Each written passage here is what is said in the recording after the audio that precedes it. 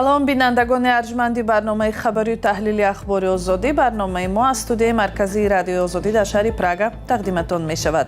امروز سه‌شنبه 1 سپتامبر است. حالا با موضوعهای اساسی نشر شناس شوید. سران کشورهای سازمان همکاری‌های شانگهای در شهر بیشکک درباره چی گفتند؟ همکاری‌ها یا جنگ و نزاع در منطقه؟ رهبران تاجیکستان و ایران از تقویت همکاری‌ها صحبت کردند در پس‌منظر جنگ امریکا و ایران و کشمکش‌های ژئوپلیتیکی خطرناک. سوال از راهگذران در شهر دوشنبه: مشکل اساسی به نظر شما در پایتخت و تمام تاجیکستان چی است؟ معاش بسیارتر کنند، بعد تاکسی هم خوش معامله باشند. ما مشکل نیست در ما، هم مسئول است ما مشکل نداریم.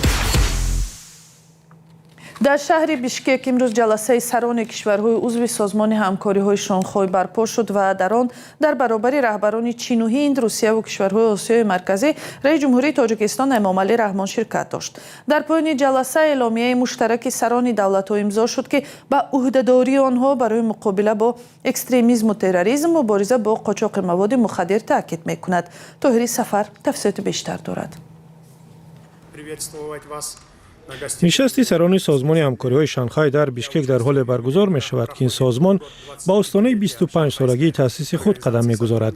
نشست هم در یک مرحله حساس و پرشدت تنش‌های ژئوپلیتیکی دایر می گردد که به بسیاری از اعضای این گروه مستقیما دخل دارد.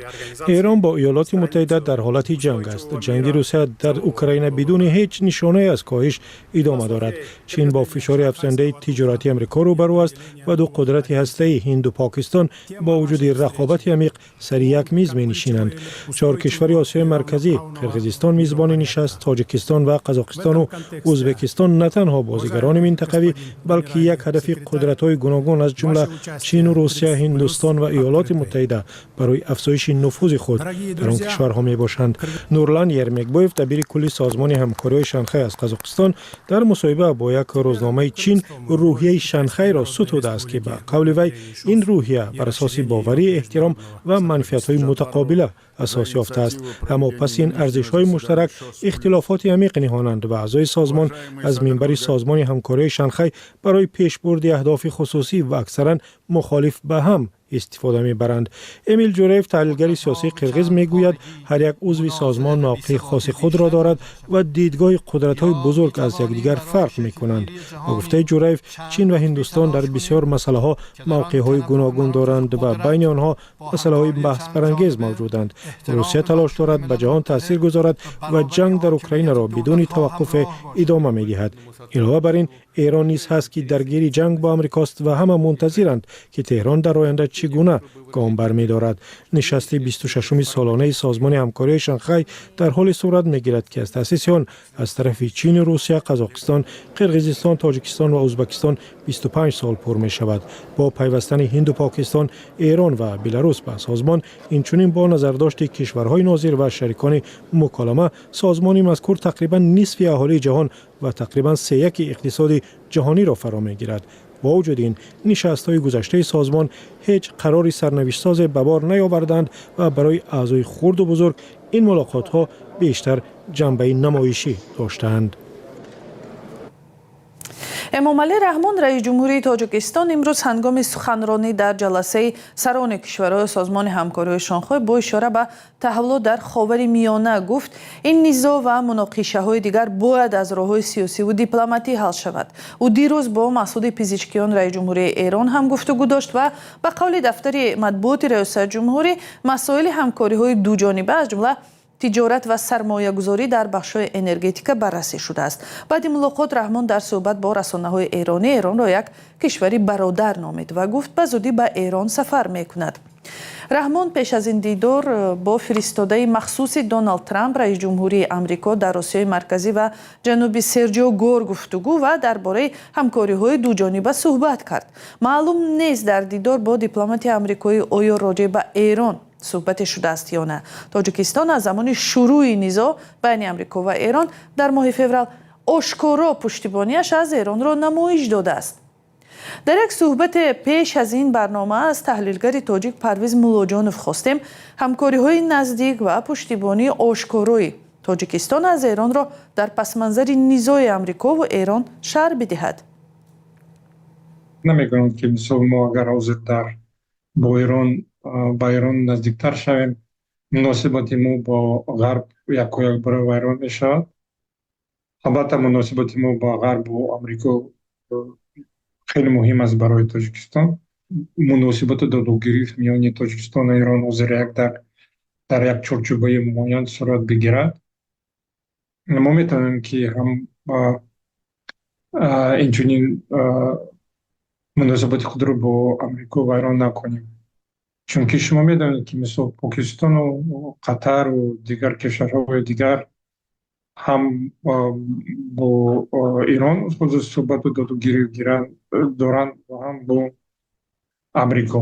мо бояд як андозае нигаҳ дорем. лекин агар ҳамун додугирифту муносибат ҳамкорӣ дар бештар дар соҳаи фарҳангу иқтисод ва инчунин ҳатто амният ҳам баргузор шавад, пешбурд шавад, мо ба фикри ман метавонем ки ҳамон мақоми нейтралитети худро, бетарафии худро нигаҳ дорем. парвиз муллоҷонов, сиёсатшиноси тоҷик, дар бораи ҳамкориҳои тоҷикистону эрон дар пасманзари муноқишаи ин кишвар бо амрико суҳбат мекард.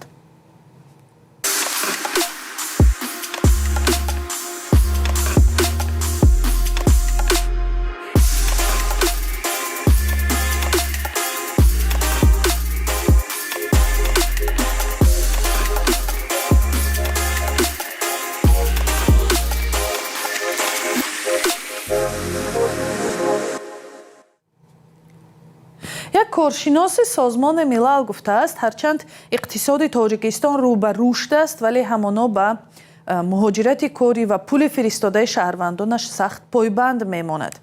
изҳороти атия ворис, коршиноси мустақили шӯрои ҳуқуқи инсони созмони милал рӯзи 31 август баъд аз поёни боздидаш аз тоҷикистон нашр шуд.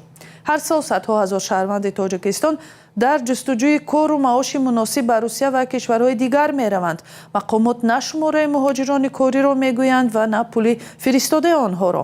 атия ворис гуфтааст, пулҳои муҳоҷирон ба беҳтар шудани зиндагии мардум ва коҳиши камбизоатӣ дар тоҷикистон кӯмак кардааст, аммо пулҳои интиқолӣ наметавонанд ҷойҳои кории муносиб, кофӣ ва босамарро дар кишвар иваз кунанд. коршиноси созмони милал пешниҳод кардааст ки ҳукумати тоҷикистон талоши худро ба рушди кишоварзӣ, коркарди маводи ғизоӣ, сайёҳӣ, захираҳои маъдан ва иқтисоди рақамӣ равона кунад, то мардумаш зиндагии хубу шоиста дошта бошад. ва зимнан дар остонаи сафари гузоришгари созмони милал ба тоҷикистон хабарнигорони радиои озодӣ бо ин сол ба чанде аз раҳгузарон дар шаҳри Душанбе муроҷиат карданд ки ба назари онҳо оё душворӣ ва ё мушкилоти асосӣ дар тоҷикистон ва пойтахти он шаҳри Душанбе кадомҳоянд? ҷавобҳои онҳоро мебинем. масъалаи ҷойи кор, инам мақсад мо кор кардани будаем, се духтарак кор нестай, ҷойи кори соз нестай, ҳастай официантка да духтари ёш ба фикри ман намешавай хали коро, хай кофтем наёфтем, хай ҷойи корам таъмин кунанд, барои ки студентон ниёз доранд. ба фикрам ҳозир ҳеҷ проблема нест, нақш шуда истодааст. шаҳра бинӣ чӣ хел гулгул шикофон шуда. Ойликора бисёртар кунанд барои ҷавоно. Ойликои ҷойи кора. Маоша бисёртар кунанд. Баъд таксиҳоям хушмуомила бошанд. агар гӯем ки мушкилот зиёда аз ҳар лиҳоз аст, наметонем ки якиро бигӯем. ҳозир агар аз лиҳози фикри ма, зеҳни ма боша, барқ мушкил дора, об мушкил дора, дигар чизе мушкил нест. Ямо мушкил нест дар мо, ҳама соз аст 100%. мо мушкил надорем. Чанд рӯз шуд мақсад барқомон нестай. ҳамин сабаб дар дигар ҷо рафтем. автобусорам бисёр одам мегиранд, маршруткорам ҳамин чиз акмада маршрутка намеравам, мақсад ҳамин хеда. ахбори озодӣ дар ҳамин ҷо ба поён мерасад, вале ин поёни кору хабарҳои рӯз нест. аз сомонаи радиои озодӣ пайгирӣ кунед озодӣ.орг. онҷо ҳамкорони мо хабарҳои зиёд ва гузоришҳои видеоро нашр мекунанд. худоҳофиз.